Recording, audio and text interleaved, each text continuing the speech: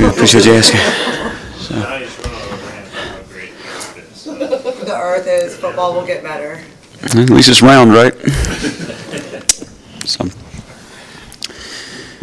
first of all, I guess I can start out just, thank you to the fans that attended the game last week, that came up there to Boone, and it's awesome to see just a purple sea up there, and I think that's the support you have and just the passionate fans you have here is kind of what makes this place special. And I wanted that win. Our players wanted that win. We go into every game with that mindset that we're going to get it done. And obviously we didn't. We had some mistakes that we made. That's on me. I take ownership of that. We're working our ass off to clean those things up and make sure we get it fixed. And, we did some good things, too, that I'm proud of. We created 2 turnovers and got 2 scores. And Antoine Jackson, Siobhan Revel, we were able to come up with the football there and put those things in the box. And we got a dang good defense. And we've played really good at times this year, and we're very athletic, and we got some good players. We got to continue to put it together, play after play after play, because our mindset is every time we step in Dowdy or we step on the game field, we're ready to get that win, and we're ready to go be a dominant defense.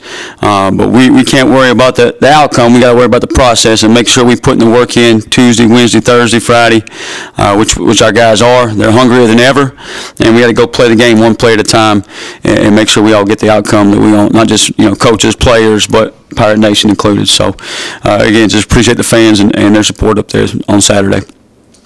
Coach Gardner-Webb runs a pretty unique offense. I know you've seen it before. UCF and Heupel was there. Yeah. Similar things. Yeah. Yeah, Coach Trey Lamb does a really heck of a job there. I've known Coach Lamb for a long time and respect the crap out of what he's done throughout his career and what he's done at Gardner-Webb and getting that thing turned around. And we talk quite often. We're good friends. His wife's friends, my wife, and just his offense, up-paced, fast-tempo offense. They're going to snap the ball, with 31, 32 seconds left on the play clock, so about every 7, 8, 9 seconds. They're going to spread you out. We call them super wide canyon splits. So they're going to make you cover the whole field horizontally, and then they're going to stretch you vertically. They've got a really good tailback. I think he's 3rd in the program history in rushing. And been there for a while and does a really good job running the football. The O-line is well coached. The receivers got some speed out there. With 2's a guy that can stretch it vertically. 12 is kind of their double pass, trick play guy. And the quarterback's a little bit of a gunslinger, shortstop guy that catches the football, gets out of his hands quick and into the receiver's hands. So they make you work for sure. And we haven't seen quite the tempo or quite the pace of that type of offense this year. But we've been working some tempo against our own offense. Been doing some different things with our scout team to work tempo as well and making sure we're prepared.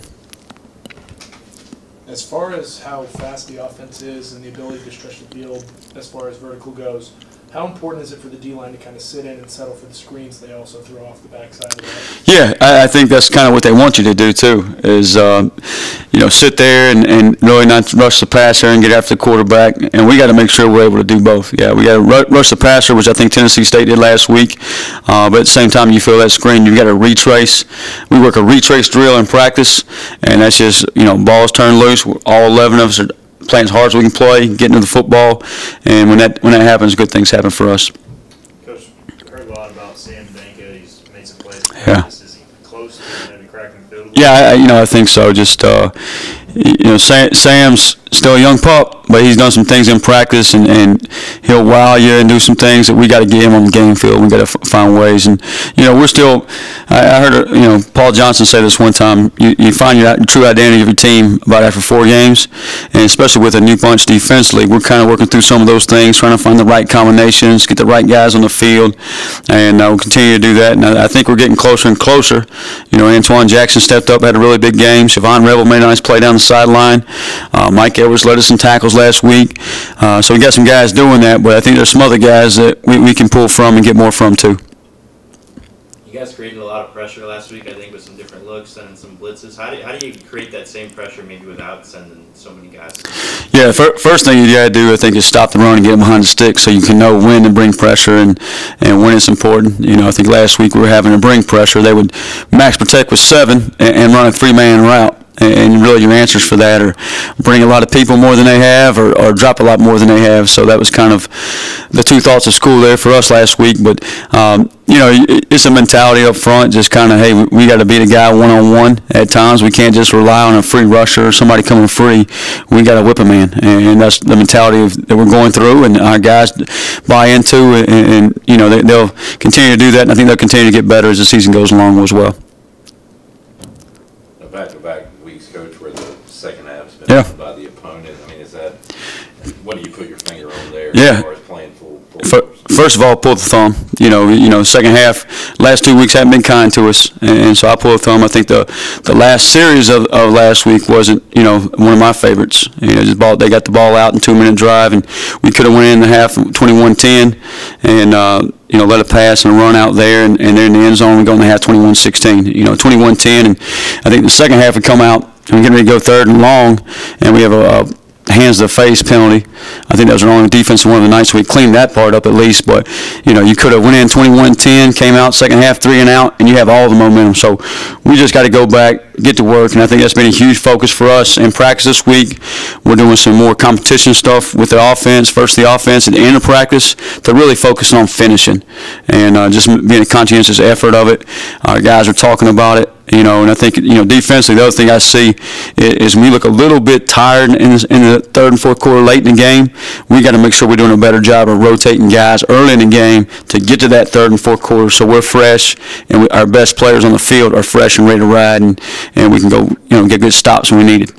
Your defense has always been good in goal line situations. I believe you're 80% getting off the field on 4th down so far this year. So how much is that practice? Like, do you work on those situations? Yeah, our guys are kind of mindset, just physicality, toughness, hey, bow your back on 4th down, and short yardage situations.